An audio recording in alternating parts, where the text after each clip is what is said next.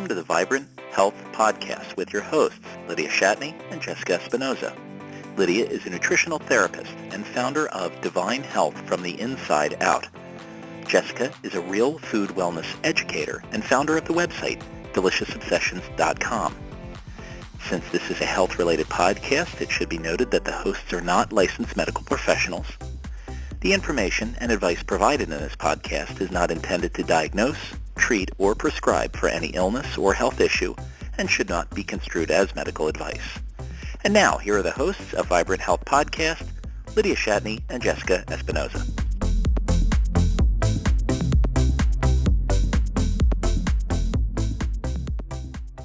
Hi, everyone. Welcome to episode number 19 of the Vibrant Health Podcast. I am Jessica from DeliciousObsessions.com, and I'm here with my co-host Lydia of Divine Health from the InsideOut.com. Today we're going to be talking about one of the main things that precedes thyroid issues that no one has really addressed. You know, thyroid issues is one of the hottest topics in our community because so many people are suffering from some sort of thyroid dysregulation. So we wanted to talk about that issue today and hopefully give you some insight on this topic that will allow you to make some progress when it comes to healing. So welcome, Lydia. Let's dive right in. Sounds good. Yeah, this is a topic I'm very passionate about and love to talk about and love to help people with. You know, a lot of people come to me. I work with clients individually on their health, and the majority of, let's say, women, it's common for men too, but it seems to be more prevalent in women, have some sort of thyroid issue, and they've gone to their doctor and they've tested their thyroid probably inadequately. That's a whole other topic for another day. But you know, generally speaking, they're getting some type of blood work panel done to try and assess what's going on with the thyroid, and most of them end up on some type of hormone replacement therapy, and that's the treatment. Okay. Well, years ago, I went to a doctor myself because I was, you know, trying to get something out of them, and I wanted a full panel done and all this stuff. Well, it was very complicated for them to allow that just because of the way it's set up. And one of the things I said to her was, listen, I know I have adrenal fatigue. I've been a single mom under stress for years, and I want you to assess my health with that in mind. What can you do for that? She looked at me like I had three heads. She's like, what is this adrenal fatigue you're talking about? I don't even know. And I said, well, if you think about it, if I've been under stress, it'll affect my body and it will deplete my nutrients, and I went on and on. She just sat there. Oh, well, no, I don't think that's your problem. Your blood work looks fine. This is normal, okay, people? This is what people are hearing. And I don't say this to bash any individual doctor out there. This is the system that's currently in place, and it is the standard of care. There are wonderful doctors out there that will treat you with respect and dig deeper, okay? But generally speaking, this is the conundrum we're in as a nation where treating the thyroid is overlooking a deeper issue. Mm-hmm. What is that deeper issue? Well, before your thyroid ends up, you know, in trouble, you've already been probably depleted, and your adrenals have been in trouble for a lot longer than you've ever known, and no one is dealing with this or talking about that. Well, that's not true. We are. We talk about it all the time, and I think people are awakening up to this issue, but in the mass public out there, it's not being addressed. Right. So that's what I want to talk about today. And if you aren't sure what your adrenals are, they're these little small glandular tissues. They're no bigger than a walnut, and they weigh less than a grape, and they sit atop your kidneys. So you probably know where your kidneys are, right? And they, you know, the adrenal gland itself is going to produce hormones, several of them, actually way more hormones than the thyroid does. So the adrenals have a bigger job to play in that regard, in terms of how many hormones they, you know, produce in the body, okay? You know, we have epinephrine and norepinephrine. The adrenals are part of our sympathetic nervous system, help regulate it. The cortex of the adrenals is going to be responsible for secreting our certain steroid hormones, including aldosterone and cortisol, and then various sex hormones and even their precursors. So that's a lot of stuff, right? Yeah. And all of us know what it's like to be in fight or flight.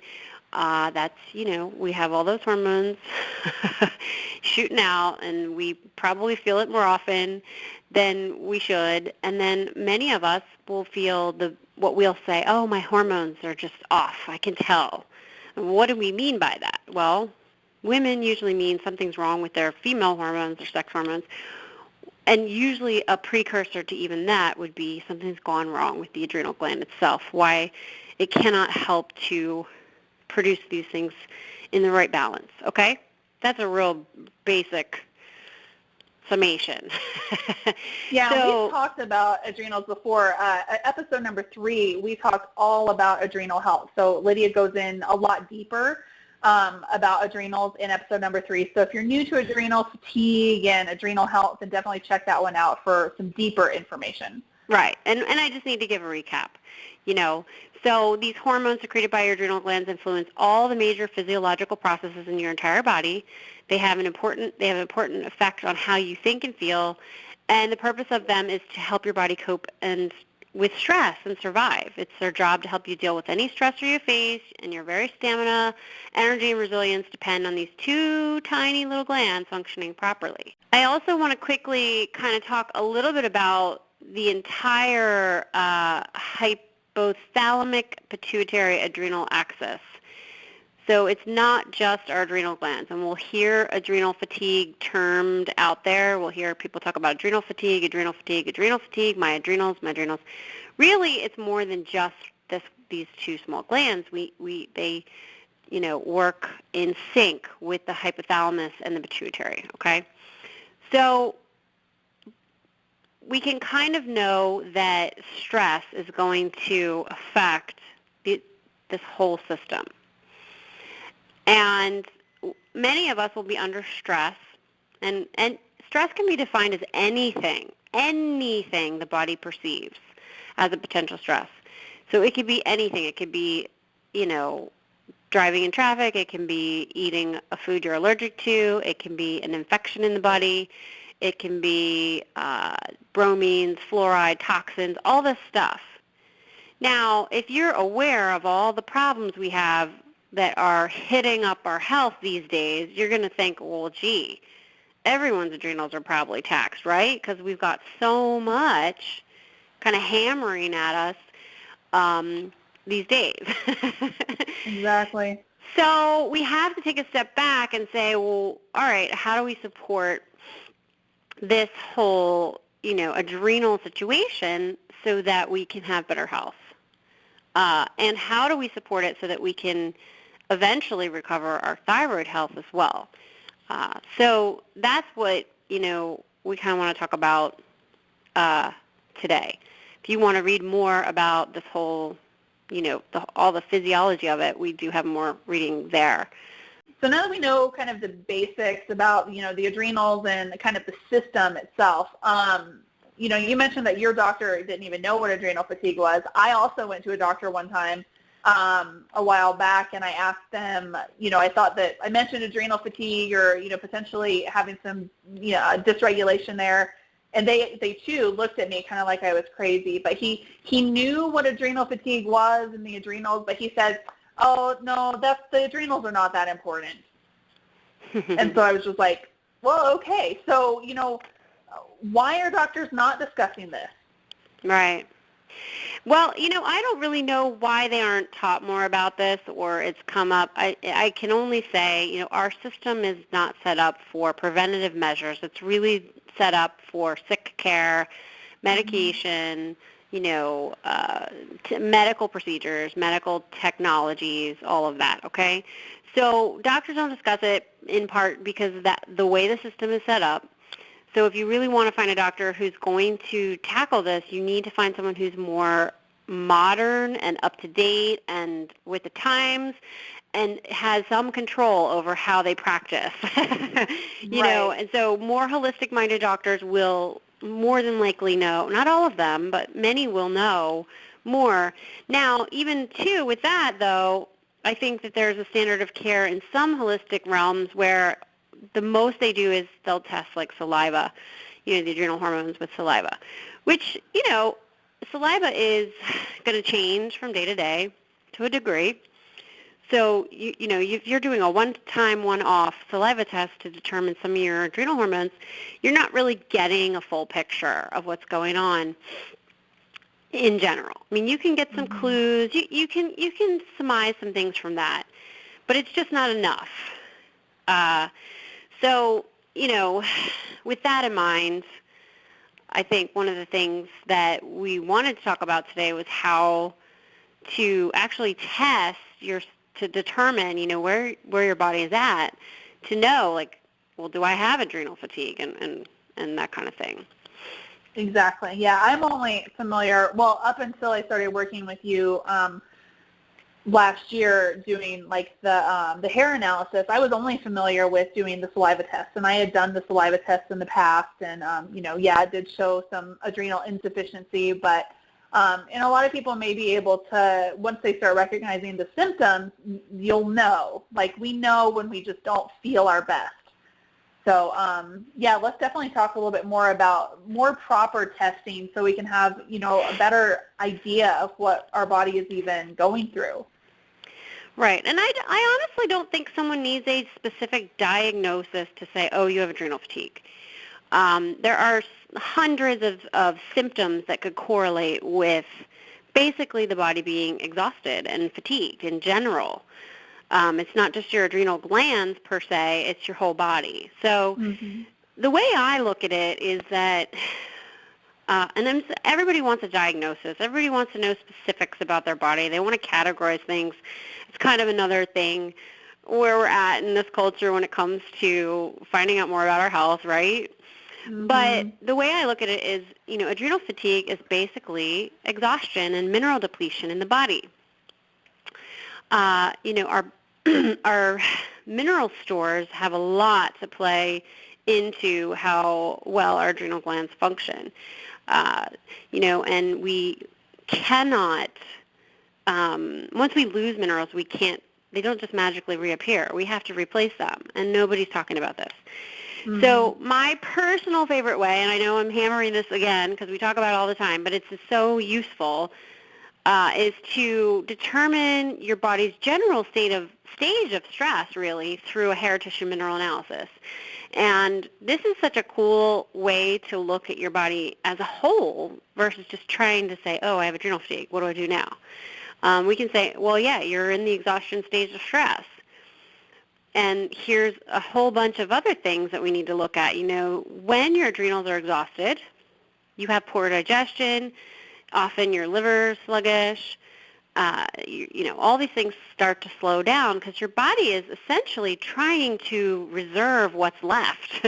It's saying, slow down. We don't have much left in the gas tank here, people. Let's just chill. So everything just really slows down. So when you look at a hair analysis test, you're getting a picture at the cellular level what's going on in your body. You can determine, are you in an extreme stage of exhaustion, or are you in more of a sympathetic fight or flight stage of adrenal stress? And then you can kind of see what minerals you need, what nutrients you need, what types of foods you need. And then if necessary, additional things can be looked at, like a full saliva panel, I would probably say for a whole month. But typically that's not something that's offered, and it's also a little expensive. Where the hair test is a one-time fee, and then you get a 3-month plan to work on, 3 or 4 months, and you can kind of move on from there. So it's very useful. It's very useful to see into the body that way. Typically, well, I find it's probably the best way to get a feel. I really do. And I don't say that because I'm biased, because I do this for a living. I'll say that when I tested myself the very first time, I was in the exhaustion stage of stress. After already knowing I had adrenal fatigue just from the symptoms, without any other testing, and my body was just depleted. So, and this is shocking when you realize this, but it's so helpful to know because it can shape your decisions about how you live your life. So it's very useful.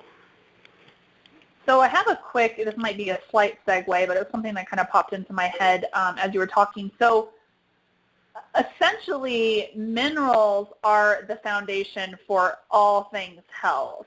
So I know that you've mentioned on Facebook and in some of our groups, and I've seen you talk about it probably on your blog and your newsletters too, that when you're stressed out, you burn through minerals a lot faster. So I'm trying to, I guess, change kind of my perspective about adrenal fatigue and maybe help other people too. Mm-hmm. It's like, which came first, the chicken or the egg kind of thing. So Right. It sounds like in an ideal world, if all of our mineral levels were perfect and we wouldn't have adrenal fatigue. So correct me if I'm wrong. So we get stressed out, or we live in this really busy lifestyle, or we're eating really poor food, which all can create stress on the body, which depletes our minerals, which then causes our different organs, our thyroid, our adrenals, our liver, to start quote unquote failing. They're failing to do what they were designed to do.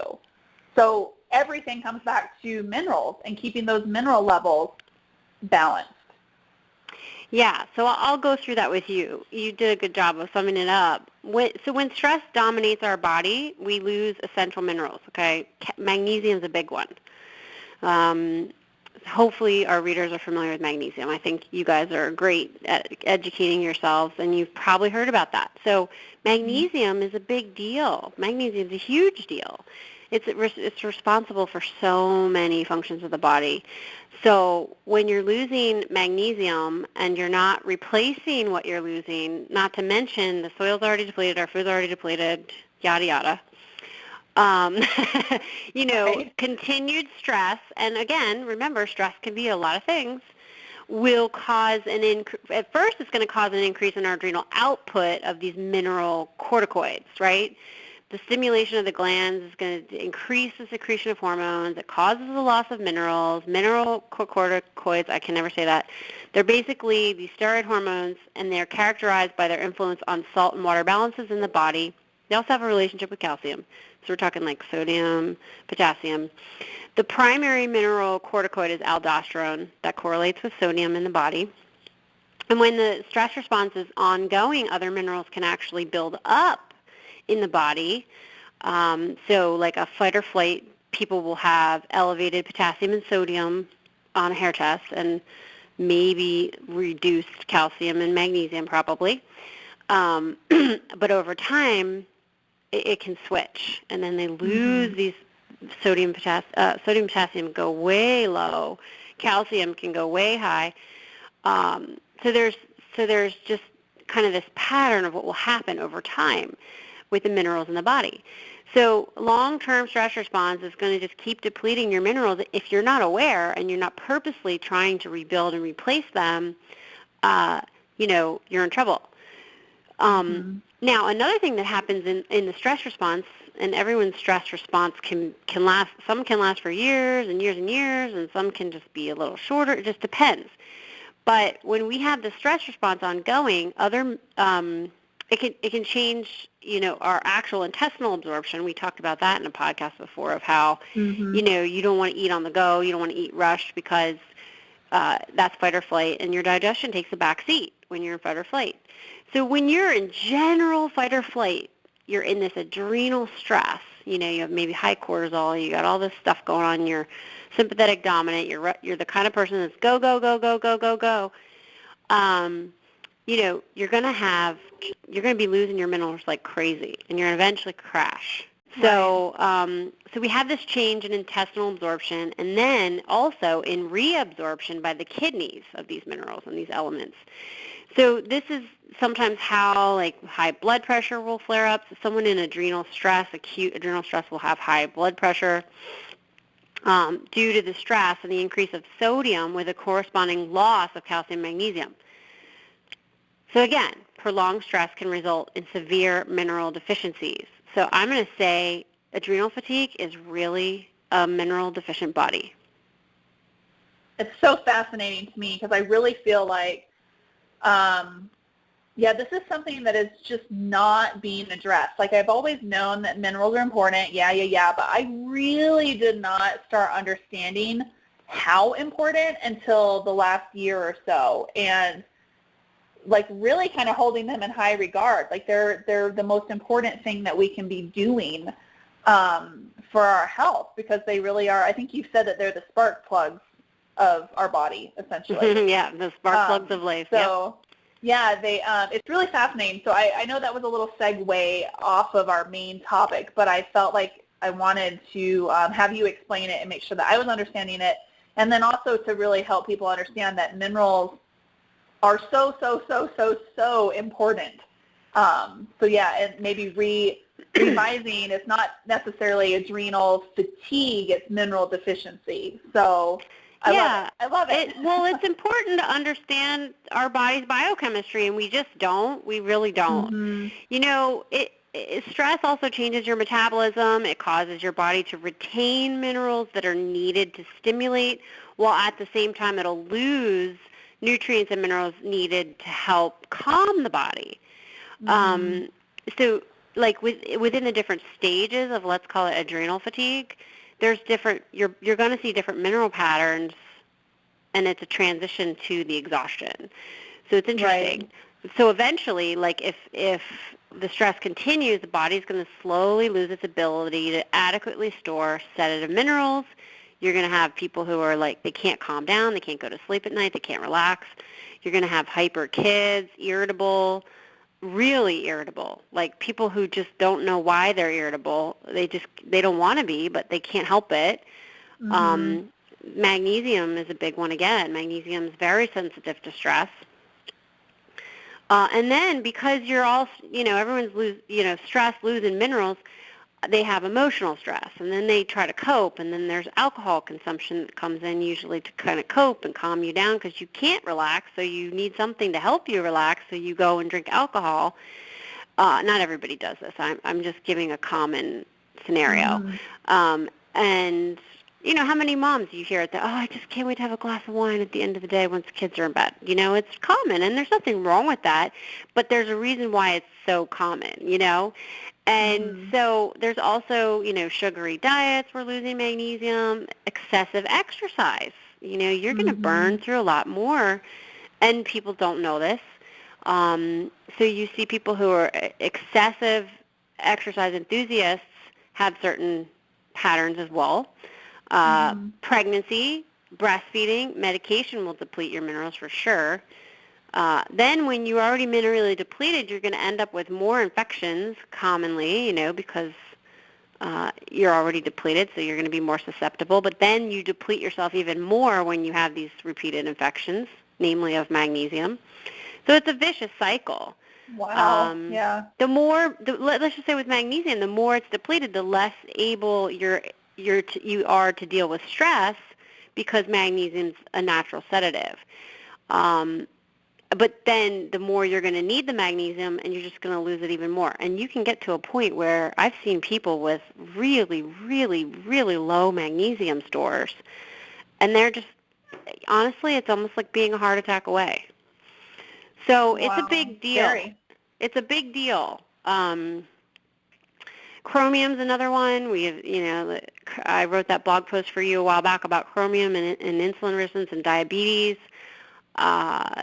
We really need chromium in order to, because it works with insulin and helps the cells to absorb and use glucose. So we have a huge problem with insulin resistance these days, and even in people who are eating really clean, healthy diets. Stress also depletes zinc. So when you have underactive adrenal glands, also due to stress, it can also create a relative deficiency of zinc, because zinc's found in those glands. So it's just all these vicious cycles can keep kind of happening. So it's a big problem. Yeah, absolutely.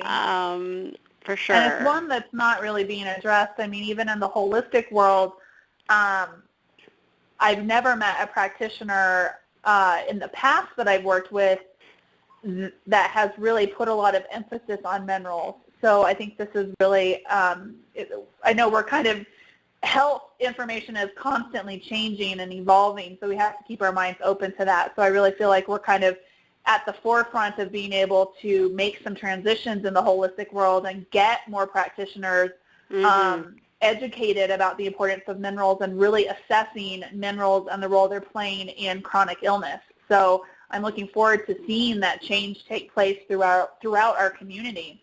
Yeah. And I've really appreciated everything I've learned from you. So I know we've had a little bit of a segue there. So once you've tested for adrenal fatigue or your mineral deficiencies, how do you go about recovering? Because, you know, I am thankful that my adrenal problems have never been completely debilitating, but I know several people who have been so, like, chronic fatigue where they can't even get out of bed. And I've had times where I just can't do it. I can't do my normal work day. I want to just sit down or lay down all day. So I know what it's like to be completely exhausted like that. So how do you even start recovering? Sometimes it seems kind of hopeless. Oh, it's never hopeless. It's never hopeless. We always have hope. And I want to infuse the world with so much hope to know that you can recover. I was debilitated. I basically was flatlined at one point in my life where I had 4 children to care for and I could barely do it. I'm like looking back on those years thinking, oh my word, they lived. Like how did they stay alive? I don't even know. Right. Seriously. And I was in such a fog, you know, and I know I'm getting more and more people and there's various reasons as to how you get there, okay? For me, it was a lot of things, but I was, you know, I had 4 kids. I was in an oppressive marriage with a lot of problems, and I was born to a mom who was anorexic and underweight, and I had health problems my whole life. So I know my adrenals were weak my whole life. I was probably born with, you know, low mineral stores to begin with. So when I finally figured out, okay, well, I know it's adrenal fatigue, what do I do? Well, the very first thing, and this is so hard to transition people's mindsets, but the biggest thing you need is rest. You need rest, more rest than you can ever imagine, because essentially you want to conserve what your body currently does have, and you want a chance to rebuild. So in order to start to rebuild, you need to not keep burning up what you're putting back in. And you need rest. And you need a rest so that the body can actually heal, and heal all these glands and organs and everything like that. Most people will not have the ability to do this. I have a lot of clients who have become debilitated and have to go either A, live with their parents, or quit their job, or they can barely work well. It's not pretty. It's very serious. So if you're hearing this now and you're not there, thank God that you're not, and hopefully you can, you know, take this information to heart and realize, like, you're not going to be able to go forever. Some people will burn out, and it'll seem like overnight to them. They'll say, what happened to me? Well, I was fine, and then all of a sudden I can barely function. I have severe hypoglycemia. I can't sleep at night. And I'll say to them, listen, this didn't just happen to you overnight. You know, like, it could take one traumatic incident to totally turn things around where all of a sudden you're, like, crashed. But really it's been a lifetime of things compiling. So the first thing people need to do is rest. They need to figure out how to cut things out of their life that are unnecessary, to focus more on themselves and healing, because if you don't recover, how are you going to help the other people in your life that you need to be helping? Yep. So I say this all the time. I tell the moms, you got to put your own oxygen mask on first. You got to get your kids to bed so that you can get to bed. You got to go to bed and not stay up late and do all these chores. You need rest, you need support, and you need to focus on nourishing activities for yourself. Then you need to get more minerals, which can be complicated because you kind of need to know what your body needs. But if you don't know what your body needs and you can't test right away, there are certainly foods that are mineral rich. You want to focus on those, eating really nutrient-dense foods, a wide variety of them. And then you want to realize, too, that typically in someone who is in an exhausted state, depleted of minerals, you're going to have impaired digestion. So you're going to need digestive support to make sure you're assimilating the minerals you are consuming. Those are the three absolute basics that I can say.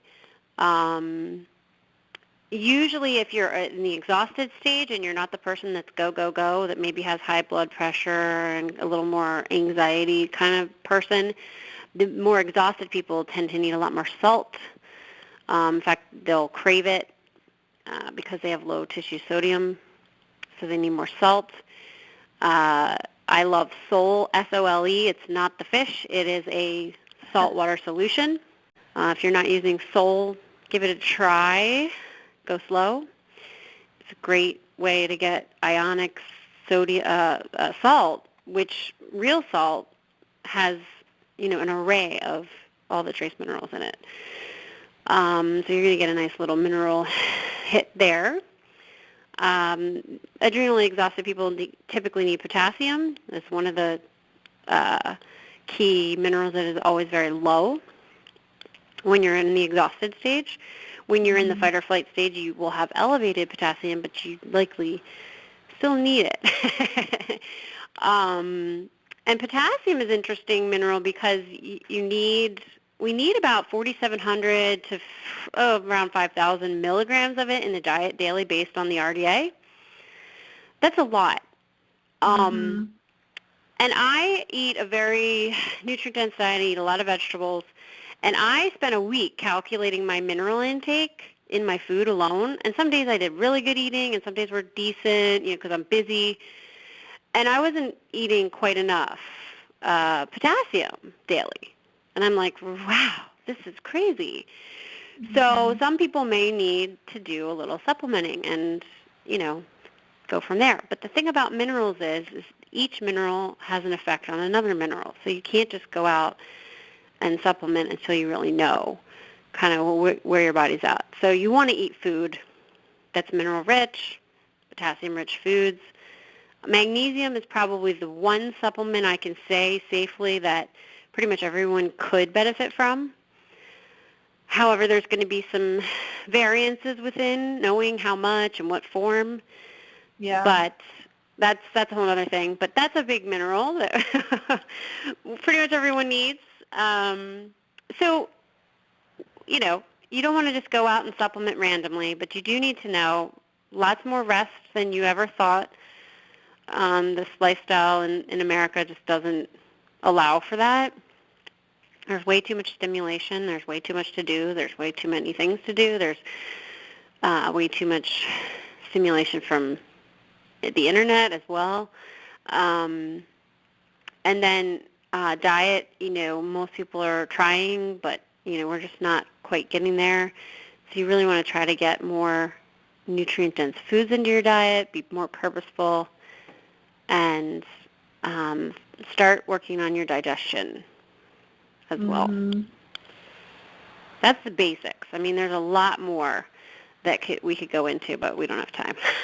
Yeah, this is, when it comes to thyroid and adrenal health, it really is a complex topic. It's way more than we could cover in, a short podcast, or, we could probably do an entire year's worth of podcasts on just adrenals and thyroid. So it really is quite complex. So the top takeaways for our listeners today, what can you say? Get adequate sleep, which can be kind of a can of worms too, because sometimes people can't sleep well when they're this exhausted because they don't have the sedative minerals and things. But do your best to try to set up a way to get better sleep. Go to bed by 10, sleep through 10 to at least 6 a.m., get that adrenal window of time in the evening, 11 to 1, where the adrenals get to restore. Our body works on this cool circadian rhythm, and time clock. So we want to have we want to be asleep before that time. And a lot of people stay up really late. Mm-hmm. So try to get to bed by 10:30 at the latest. If you can, as many nights as you can, take more time to relax daily, find ways to unwind, find some kind of relaxation that works for you. It can be a number of things, If you're feeling stressed, take a few minutes to just do some deep breathing or go for a walk, be out in nature, something. But don't keep driving yourself when you feel that way. You do need to take a step back. And learn to nurture yourself. I think a lot of moms don't do this. We feel like we have to sacrifice, give, and then we have nothing left. And if we need to keep doing that, we need to give to ourselves first. That's where that whole putting on your own oxygen mask first comes into play. Mm-hmm. We need to say to our kids, Mommy needs a rest. You go and play. Here, I'm going to sit down, and I'm going to have a cup of tea. Or, your kids, you have teenagers, and they want to be out late every night, and you're like, no, I need to go to bed at a decent time. You can't be out late every night. Whatever Right. it may be. Also, light to moderate exercise. You don't want to be pushing yourself when you are exhausted. That's silly. That's crazy pants. Please don't do it. Just step back. You don't have to do this Nike style, just do it, push yourself stuff that our culture perpetuates. You want to nourish yourself, and so yoga is wonderful. Leisurely walks in the park. There's no guilt in doing this leisurely, light, gentle exercise. You're still taking care of your body, which is the whole point of exercise. I recommend go ahead. About the exercise, because that's a big one we for a talked lot about of people. That. That's right. Yeah, episode number 9 was proper exercise for adrenal fatigue, and that's something that I've really struggled with because I've always been, I don't necessarily like to quote-unquote work out, but I always felt like it was something that I had to do and that I had to do, I like to lift heavy things. I like kettlebells and stuff like that. So, but it's something that I got to a point where I literally could not walk up the stairs after doing a set of push-ups or a set of squats or lunges, that my legs would just almost give out on me. So that was when I realized, I cannot push myself with exercise. So definitely listen to episode number 9 if you're struggling with adrenal problems and how to figure out how to exercise with that, because we still need movement. We still need to be working our bodies, but we need to do it in a very gentle and kind way. Right. So sorry to interrupt. Yeah, no, because sometimes we do need to prioritize rest over fitness and working out. We do not think that way as a culture. We don't allow for that. We just don't. Stage 3 adrenal fatigue, the total exhaustion stage, you need to cut it out. You just need to take a step back. And you need to know it's not going to be forever, but you really do need to prioritize rest. Sunshine, get out in the sunshine is great. Natural light is essential for healthy adrenal function. Cleaning up your diet, obviously, is a big deal. We cannot refuel with fake fuel, so we need pure fuel. Real food, nutrient-dense food, quality meats, good healthy fats. Adrenals need both fats and starches. When you're exhausted, you probably need a little bit more starch.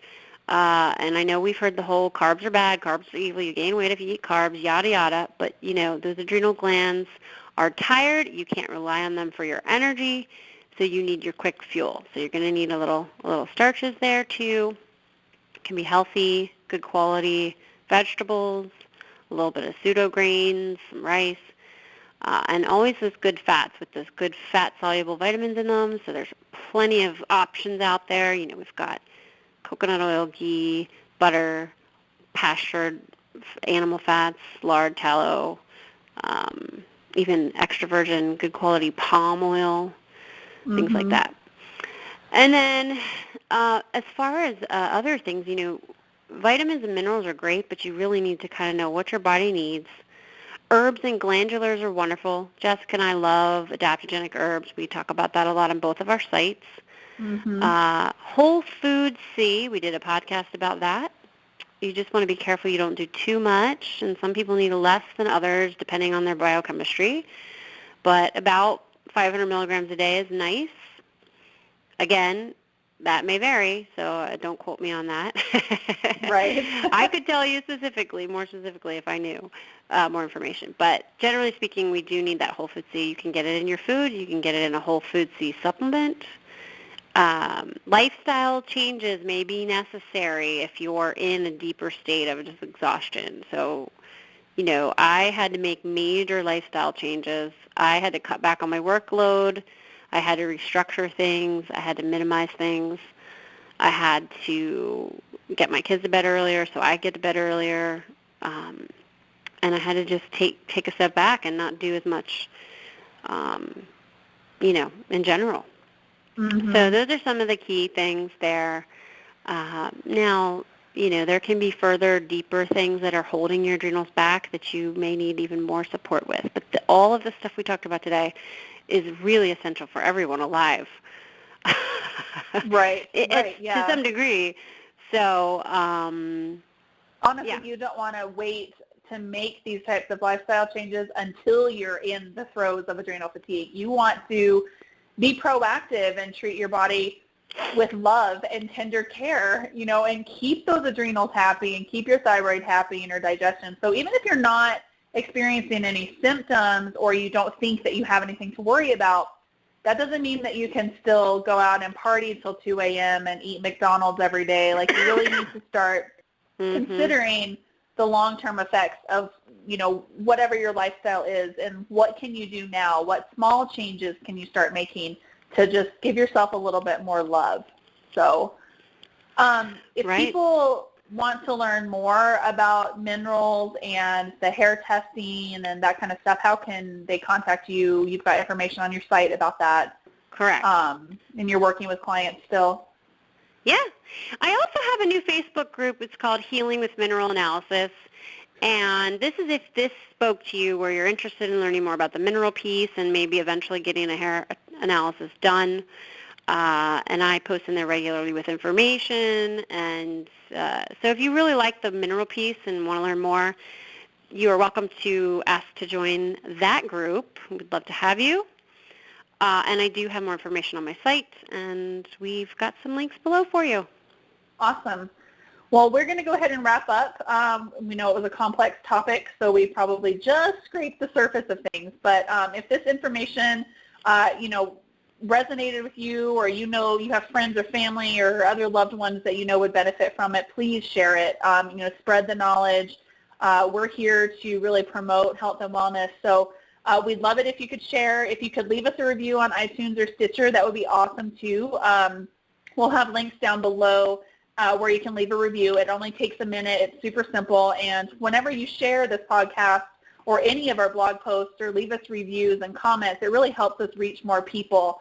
So we really appreciate your support. So make sure you check out all the links from the episode. This was a really deep episode, so we're going to have a ton of links, I think, to share. So that'll be down below. You can also read the transcripts for the podcast on our sites if you want. And if you're looking for more information on natural living, or you need some real food recipes or health and wellness information, make sure you check out our sites. You can reach me over at deliciousobsessions.com, and you can find Lydia at divinehealthfromtheinsideout.com. And we also, if you have questions, you can contact us through there. We've got contact forms where you can just email us directly with any questions that you might have. So we are going to sign off. We'll see you again next week. We hope you have a great day. Yes, thanks so much for listening, everyone. Take care.